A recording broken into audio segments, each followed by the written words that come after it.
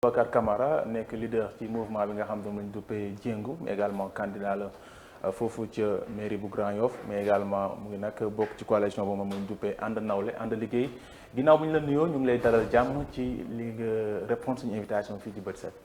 jërëjëf maa ngi leen di nuyu yéen ñëpp aussi di leen sant ci invitation bi di nuyu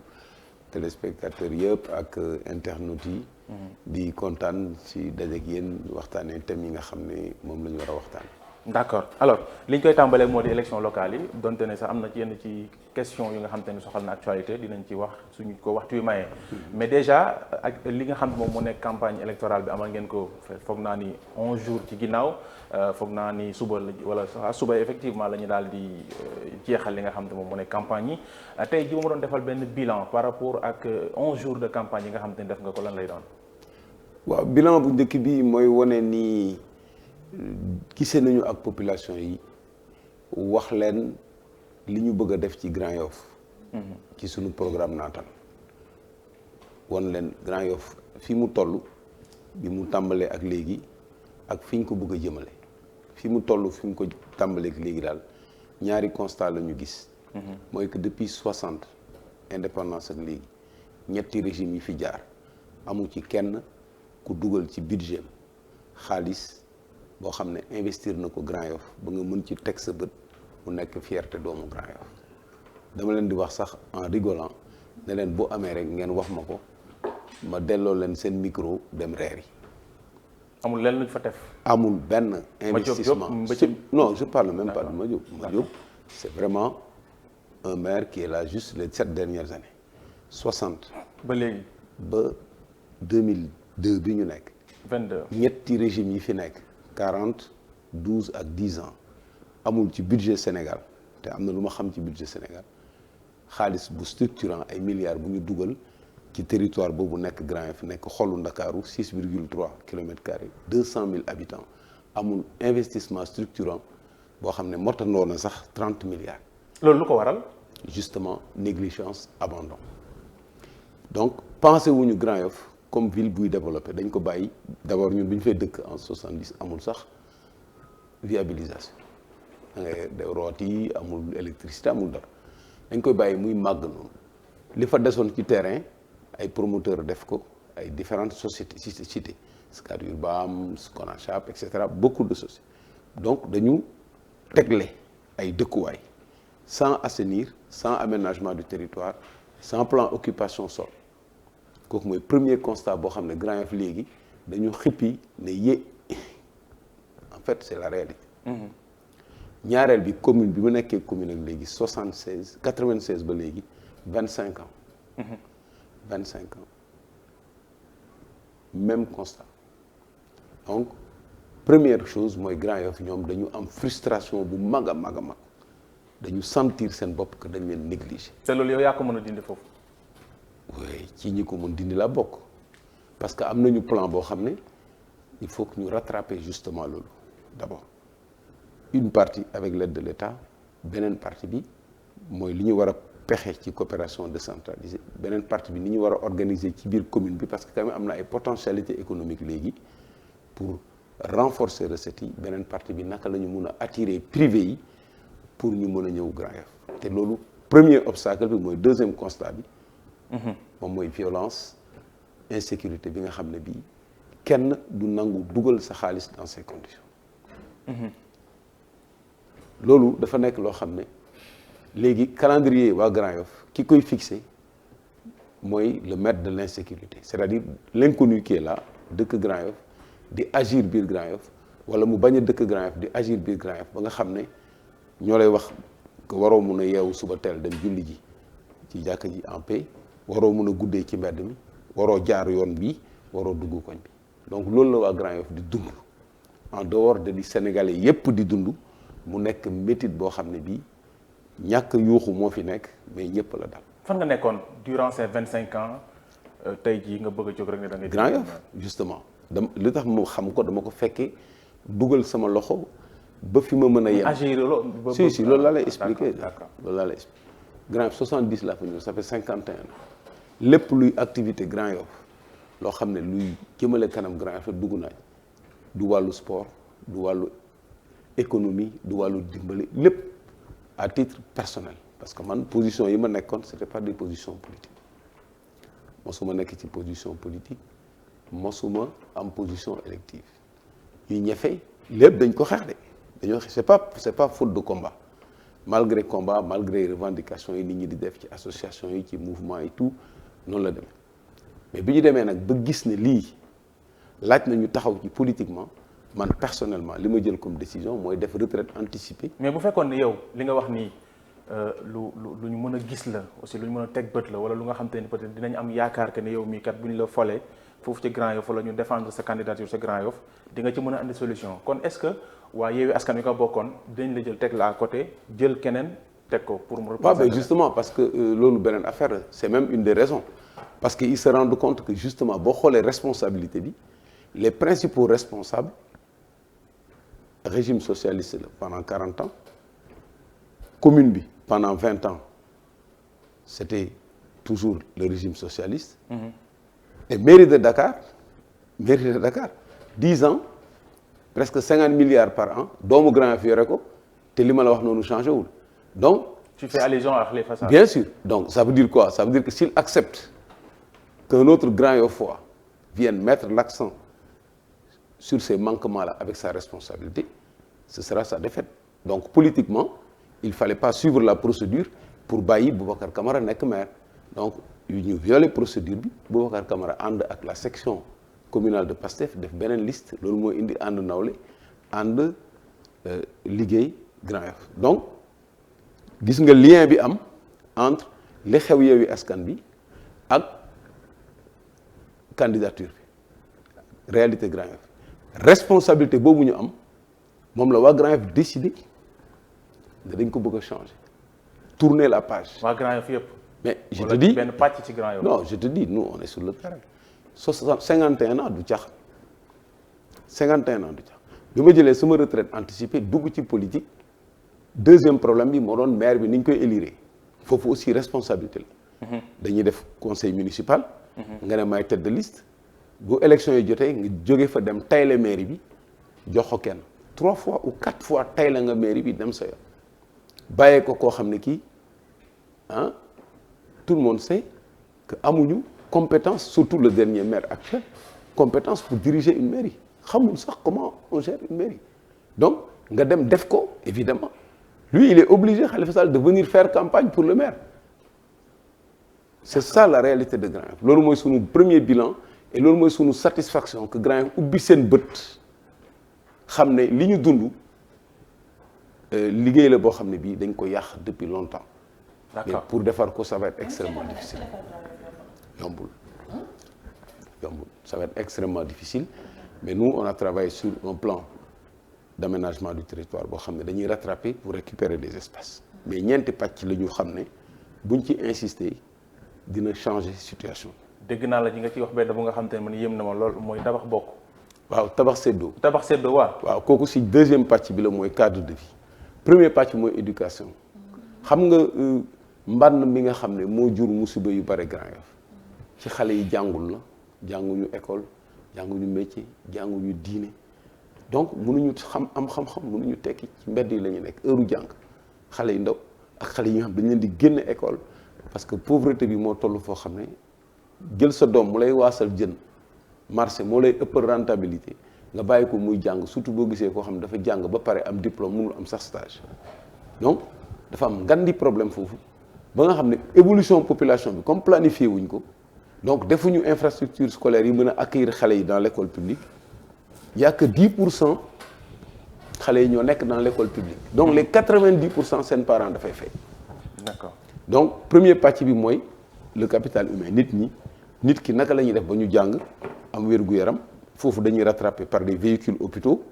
parce que mënuñu ko rattraper par des infrastructures sanitaires sport ñu organise amul benn terrain correct gazonné nga xam ne loolu c'est un jeu d'enfant maintenant amul donc sport ensuite protéger les enfants contre les travers drogue yeeg yooyu yëpp ça circule là-bas donc on va essayer de mettre des centres pour désintoxiquer yenn xale yi ba pare pour réinsérer am na ay Grand Yoff am na cité boo xam ne cité Konachap la c'est des anciens de l'administration pénitentiaire ñoo xam ne ils sont dynamiques te dañu xam science boobu am na si ñoo xam ne volontaire nañu pour liggéey ak ñun pour jéem a dimbale xale yi pour récupérer leen kooku mooy capital bi deuxièmement nag mooy cadre de vie bi kooku soo xoolee Grand Yoff ni ñu ko rëddee yoon yi mais il faut ñu retracer ko récupérer des espaces pour récupération espace boobu da ngay d'abord sécuriser le foncier ñu bare permis d'occuper la ñu am promettre nañu def ko titre foncier mais loolu boo ko deful titre foncier bi doo ko mën a tayle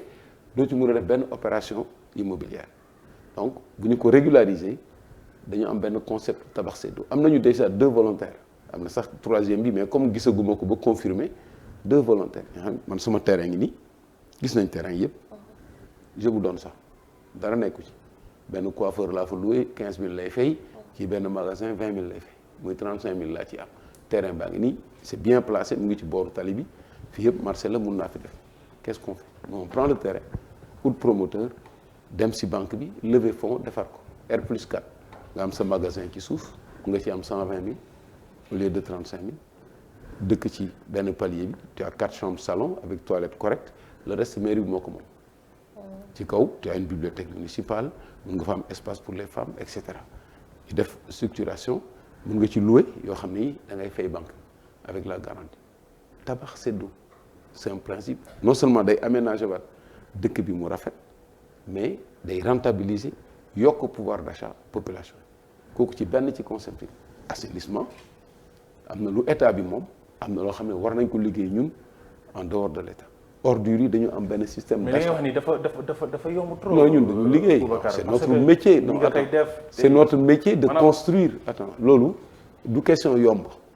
mooy nga yeewu rek. non ci wax ji laa bëgg wax mais jëf laa wax bi xam-xam la non wax bi xam-xam la da koy jàng avant moi je viens de travailler sur une ville de 3,8 milliards de dollars dans un pays boo xam ne c'était un terrain vide 30 000 hectares ñu structurer financement bi dessiner ville bi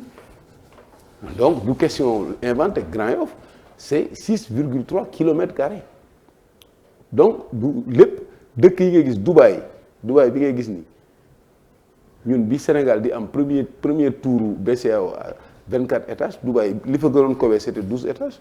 boo demee Dubaï léegi da ngay foog ne nekkoo fa donc boo liggéeyul mënoo am résultat boobu am na ñoo xam ne xamuñu sax ne loolu c'est possible. D'accord maintenant. man balaa mooy deuxième partie bi dinañ yeggali ci yeneen parce que sànq dama dégg ci bilan wu maire sortant bi nga wax ci lu lenn li mel ni ku koy xaw a xarab te bokk na ci maire yi nga xam ne ci wàllu santé ci commune am dañ ko ci kañ bu baax a baax ci Sénégal ndax maternité bi mu fa def tijjiwaat poste de santé bi taxawalaat ko ba mu mel nu mu ci ay bu xaar yàlla beeg leneen extension wu sami municipal bi moom moo ko fi def entre autres ci wàllu santé ci wàllu sécurité aussi gis nañ ne Grand Yoff lu bari li fa daan xew ci ay ñaawteef ci at yi mujj naa changé donc taxawal nañ fa sax poste de police bu gën a jege li nga xamante ne ni moom mooy population bi bilan boobu yëpp yow jàpp nga ne mën ngaa def lu ko gën. non d'abord rien que ci wàllu santé. non d'abord ci wàllu santé bu dee Grand Yoff benn maternité ngay bàkkoo sur 200 000 habitants ça veut dire que. mais c'est quelque chose quand même. c'est rien du tout maternité bi dafa doon wër di ut ay ndimbalu nit ñi. pour def ko man mii moom il a avoué que dugal naa ci sama ndimbal. waaw da ko defaraat équipé ko. mais léegi loolu ci rôle maire la. c'est-à-dire uti ay ndimbal pour tabax mbir kañ ci dëkkam. waaw boo ma mayee rek ma wax la. xam buñ la joxee boo jooyee yow sa kër joxe dépense. 20 000 francs ñu tegal la benn ceebu géej sax neex na di kañ ceebu géej bi. teew nga xool ne dépense su ceebu géej bi c'est 3000 francs man du ma xool ceebu géej bi xam nga lan lay xool 17000 yi des foo ko def faut pas qu'on nous trompe ñun dañu gis budget bi recouvrement yi ñu am année par année. D'accord. De 2015 bi mu fa nekkee ak léegi 14 15 16 17 18 19 20 année bu nekk lu mu recouvrer montant yi mu recouvrer ak li mu fa def comme dépense boo jëlee coût centre de santé bi jël coût foyer bi muy toj yëpp boo ko jëlee ça fait même pas le 10e du montant. bloc opératoire yeeg yooyu. dégg nga lu ma wax jàpp ne dafa luubal daal. mais je te dis non nous on fera un audit interne de la mairie xam na donc. koo koy defee. maa koy def audit interne gis nga mairie bi bu fekkee ne dañ la jox xaalis appui man su ma defee appui financier mairie fan la ko war a naka la ko war a comptabiliser man dama wër ay gaaw doomu Grand Yoff ne leen Grand Yoff dañu am problème moyen dañu kurti pour indi seen alal dugal ko ci mais bi ñu nee ba gis ne xaalis bi ñu koy jox pour dimbale ko ci Grand Yoff amul budget annexe fu ñu ko war a def amul fu ñu ko tracé ñun xam nañu fu mu dugg faut pas qu'on entre dans ça. fu mu dugg. mais leerul justement il faut ñu leeral ko. ñaareel bi sur les recrutements dem na ba ne sax par exemple man ancien DG de douane wooy li mu nekkee douane recruter wul waa Grand Yoff pour ñu liggéey douane ça veut dire que xamul sax ne pour dugg douane da ngay def concours. d'accord alors donc pour vous dire. non mais alors c'est important. sécurité moom taxawal na police bi nekk foofu tey. taxawalul police sécurité rôle état la. ministre de l'intérieur. benn commissariat ngay xool 200 000 habitants xool le risque sécuritaire. benn commissariat mais moom moo ko demandé woon aussi. non moo ci def ay jéego. ba gouvernement bi ko aussi non c'est avant lui. sécuritaire état la état bi li ma la wax ci négligence bu njëkk ba. munoo jël dëkk bu am 200 000 habitants nga def fa benn commissariat de police c'est en deçà des normes yi nga xam ne moom. mais tey jii yow buñ la faloon nan ngay taxawalee sécurité bi. sécurité ñun dañu concentré wu sur la prévention. dañu gis ne sécurité fagaru moo gën faju dañuy jël association yi yëpp ak réseau communautaire bi quartier d'abord les délégués de quartier dañuy recenser ñu dëkk ci quartier yi sous location dañuy créer benn application buy permettre de savoir kan moo dëkk Grand Yoff kañ la fa dëkk fan la dëkk ñuy surveiller seen activité jël xale association yu recruter leen ñu am un réseau ñu jox leen ay îlots koñ par koñ góor gi daan jógee jàkk dajeek nit mu naan ko paaloo yor di nangu portable am day dajeek xale diw mu ne ko Touré mu ne ko Njaay kii de doomu diw la. da ngeen di démanteler su boobaa seen zala. mais je te dis deuxièmement gis nga les caïds et toutes les zones yi nga xam ne nit ñi c'est des zones interdites actuellement. ñun dañ koy casser. c'est-à-dire que la peur va changer de camp. En rapport avec l'État dañu décider ñun ci wàllu sécurité. bu ñëwee bëgg a liggéey ak État foofu. mais tu es obligé. mais mairie c'est un démembrement de l'État. ñi ngi développer ay mairie de dañ koy politiquer ñun duñu politiser mairie. on a une liste Pastef Jéngu bu ñu jëlee mairie bi on a des conseils territoriaux de Grand Yoff am institution am ay rôle donc ñun dañu xam bu baax li ñu war a def. donc ci wàllu violence. prévention la ñuy gën a mettre l'accent ba pare collaborer ak état pour li ñu manqué. alors ñu amuñu protection civile amuñu sapeur pompier. d'accord maintenant. monsieur Camara li nga bëgg mu di mairie bu Grand Yoff ñi nga ko bëggandoo dafa bëri lool te bu ñu xoolee aussi ay ponkal kese ñoo ko bëgg. ah bon ku ci mel ni Bakhoum waaw ay ponkal ku ci mel ni Bakhoum gis nga caravane bi mag ki nga xam te ne bu koy def foofu. également caravane dafa am solo gis nañ ci ki nga xam te ne aussi. moom moo nekk Madiop Diop mi nga xam te ni yaa ngi koy xalaat gis nañ ni ko waa ngi Yewwi Askan Wi Ngembe Khalifa Sall Ousmane Sonko ñoom Barthélémy Dias ñoom ñëpp ñu gis aussi ki nga xam te ni moom moo nekk ñoom Lass Badiane ak ñu bëri foofu te Grand Yoff yow est-ce que ci kanamu ñooñu noonu ñëpp am nga yaqin ne vraiment war nga mën a jël aussi li nga xam. mais pour man Grand Yoff ñaari candidat moo fa am. kan ak kan. candidat bi bëgg bàyyi Grand Yoff tel quel. ak Grand Yoff candidat bi ko bëgg a changer. candidat bi bëgg bàyyi Grand Yoff tel quel mooy tous ces candidats yi nga tudd ak seen régime nee naa la 62 ans nga yore ko sa état mënul investir xaalis tegul milliard bu taxaw Grand Yoff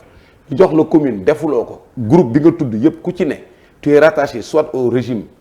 socialiste soit au régime de Wade soit au régime APR defaruñu Grand Yoff mbër yi defaruñ ko nga bëgg suq yi defar ko man gëmuma loolu. d'accord waa Grand Yoff gëmuñu ko ñun pour ñun ñooñu dañ leen disqualifier. d'accord léegi deuxième partie bi mooy espoir bi am ci changer Grand Yoff avec le projet qu'on a proposé ak jaar-jaar bi ñu am ak pexe yi ñu am pour relever Grand Yoff donc ñun ay affaire ay caravane ak ay cornet ay leaders politiques gëmuñu loolu. loolu day wane doole aussi sa doole. doole xam nga lan moo day topp aussi sortir ma ne ñun de Grand Yoff lu ne def nañ ko suñu génnee ci urne yi di nga xam fan la doole ji nekk. d'accord ci urne yooyu noonu nee nañu sàcc ñu ngi ko ci njortu yow est-ce que jàpp nga ni sàcc war naa mën a am le 23 janvier. mais yow est-ce que sàcc élection yow muy poser question bi. sàcc élection bu ñu demee bay poser question dans un pays bu am 62 ans d'indépendance. mais ça veut dire que dafa am. mais dafa am responsabilité. ci naka mais façon bu nekk am na. parce am na ñuy jënd ay PV am na ñuy actuellement am na candidat boo xam dafay téléphoner dafa jël réseau di téléphoner ay nit. di téléphoner ay nit à partir des données personnelles. da nga ko xalaat mooy baax non c'est des réalités non c'est nos militants l'ont constaté c'est des réalités. et puis c'est des deals yoo xam ne nit ñi dañ ko mais il y a des candidats yoo xam ne boo leen laajoon fan la ñu jëlee xaalis bi ñu campagner tu as un problème un candidat qui est directeur tu prends un candidat comme Bakhoum qui est directeur d'une société directeur même pas direct d'une société qui déverse des milliards ci campagne te yore ay deal yoo xam ne yi état moo ko moom sur des satellites yore ay deal sur des données personnelles sur Grand Yoff koo xam ne jékki-jékki rek tu apparais à Grand Yoff comme ça mais population yi bari ils se disent mais kii est-ce que dafa foog ne ñun waa Grand Yoff dañu mën a jënd ou non donc c'est un gis nga li xew Grand Yoff aujourd'hui il faut le suivre avec attention c'est changement la boo xam ne nit ñi dañoo yeewu sonn. mais mënut a andi tey jii li nga wax ni sàcc googu violence. non violence moom débordé violence moom si ñun ñi la dépendre. ñun candidats yi. pour le moment tous les candidats discours bi ñu am discours d'apaisement.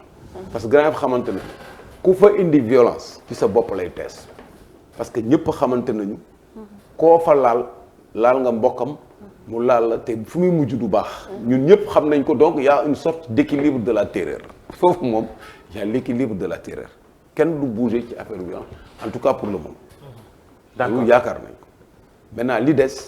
mooy il faut surveiller être vigilant. mais candidat boobu di woote mën nga ma wax kan la. c'est Bakhoum non il y a pas de doute. Cheikh Bakhoum la c'est Bakhoum non ça moi je n'accuse même pas j'ai plus que ça. d'accord su bëggee mën naa ko expliquer le tout moi je sais comment les gens. prennent l'argent non moi je n'accuse pas on a des preuves des gens des constats nos militants qui ont été appelés tout ça des gens qui ont été appelés. mais bu ñu leen wooyee lu ñu leen di wax voté leen. non dañuy wax si bureau de vote tel la et tout même parfois il y a des menaces ne woy boo ñu voté dañ lay effacer ci fichier bi des choses comme ça donc on a vu ça. c'est des choses extrêmement graves qui se passent. mais qu'est-ce que vous avez fait en retour? On ne fera rien. ah lu tax. parce que ñun dañu xam ne. élection yi liggéey bi ñu liggéey sur le terrain wax ak nit ñi expliquer leen ba ñu jël conscience. ci Grand Yoff ak Grand Yoff ni mu mel léegi configuration Grand Yoff c'est pas seulement ce quartier traditionnel qu'on a connu il y a plus de 26 cités nouvelles yoo xam ne ñii c'est des gens qui connaissent le pays qui ont occupé des fonctions yoo xam ne doo leen convaincre avec ces defar naa benn maternité mais attendez monsieur doo te donne des milliards nga yeewu ne defar naa maternité toj naa foyer bi def naa nga ne da nga am bilan. alors aucun schéma de développement de Grand Yoff et c'est ça dinaa ci ñëw ci sunu beneen pàcc bi en dehors de la gouvernance bi ma tudd tuuti sunu pàcc bi naatal les femmes ban projet économique on va faire li ñuy wax lëkkale lekkat yi avec un schéma d'épargne utilisation d'une partie ñu épargne beneen bi pour la transformation di defaree sunu saabu Grand Yoff di defaree eau de javel Grand Yoff di defar des produits made in Grand Yoff qui seront utilisés par les Grand Yoffois les jeunes ñu aider leen avec un contrat premier emploi ressusciter main d'œuvre communale recenser gosses yi avec leur diplôme placer leen d'accord donc c'est un travail boo xam ne ma ñëw ci moom la ñuy daanale dama am rek ñaari question bu ci njëkk bi moom mooy les candidats pléthoriques 200 000 habitants Grand Yoff ni mu toll rëy na rëyu plus de 10 candidats loolu yow noo ko jàngatee. mais parce que Madiop mooy maire bi Madiop bu nekkee maire. booy yëpp dañu naan man mun naa nekk maire. c'est-à-dire. mais loo bëgg a loolu waaye kii xam na booy xam ne Madiop kon. ba booy wax non mais c'est-à-dire que non Madiop deful dara wax dëgg yàlla man presque sama doom la xale bu yaru la et tout bu ko neexee yenn saa yi mu wex bagage su commerçant yi et tout mais kooku c'est un problème de maturité mais c'est Khalifa Sall moo ñu fa tayli Madiop. comme ni mu yàgg a taylee ay maire mais Grand Yoff pour ñoom c'était pas grave. dégg naa moom sax mu ngi doon wax da nga bëgg a jël base am quoi. waaw dégg nga bëgg ma saboter waat ko quoi mais non c'est trop tard sama grand la non en fait loolu mooy seen problème. il se disait que affaire mairie bi du ko jaral Boubacar Camara quoi non c'est quelqu'un qui a réussi qui est partout ñëw di dugg Grand Yoff di fa dugg di fut maire war a dépasser na maire président la war a dem et tout man je ne fonctionne pas comme ça du man maay élire sama bopp man conviction laay liggéey gis naa Grand Yoff ba dëkk fa sama yaay dëkk fa sama papa dëkk fa ba mu fay jógee samay mag samay rakk fa màggee fa bokk ci ñi rëcc ñun lu nekk mënoon nañu dal est-ce que Grand Yoff nga yeewoo jamono ji boo xëyee mais naka laa mën a yeewoo Grand Yoff yow tamit la ngay wax yeewoo Grand Yoff dama war a dëkk maanaam sa dëkk sa kër quoi xam nga yow foo yeewoo man yow laa laaj de ma ne moytuma fu may yeewoo daal daa mel ni yow mii dëkkoo Grand Yoff de ma ne depuis gis nga man daa mel ni dëkkoo Grand Yoff de man depuis 88 laa am logement de fonction bi ma njëkkee am logement de fonction moo ma génnee Grand Yoff waaw chaque jour ma am li may nekk Grand Yoff foog naa ne non man dama gis ay maire yu nga xam te dañuy am loolu yëpp non mais ñooñu mooy maire yi dem bàyyi abandonné loolu c'est pas bien moi je l'ai jamais fait Grand Yoff quelles que soient les positions fu ma munti nekk su ma nekkee Sénégal dafa am jour yoo xam ne ak heure yoo xam ne saa yoo ñëwee fekk ma fa ñëpp ko xam loolu man awma problème bu ñaareelu laaj bi pour ma jox mbañoon nag mooy coalition yu mag yi ñetti coalition yi mën nañ ko wax di Benno Bokk Yaakaar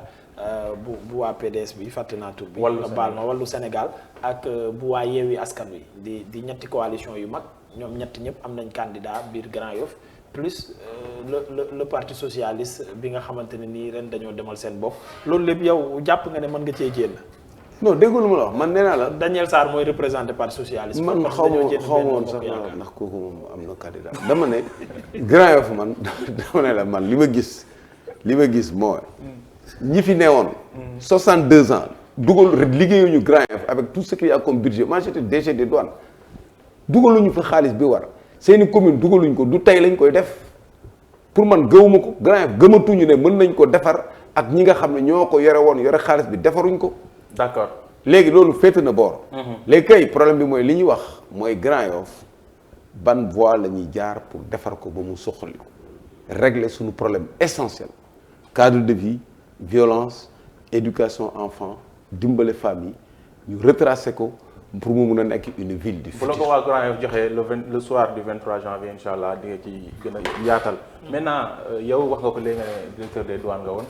barke démb dañu dégg ne dafa am benn bateau bu wàcc ci fii ci suñu port bi ak cargaison bu bëri ci matériel de guerre bu ñu ko xayma mun na 3 milliards ay munitions de guerre. donc lu ni mel aussi ñu bëri jàpp ne am na lu mu laal ak coow la am ca Mali et tout yow en tant que ku nekkoon ci domaine boobu noonu ana lan moo ci nekk sa jàngat.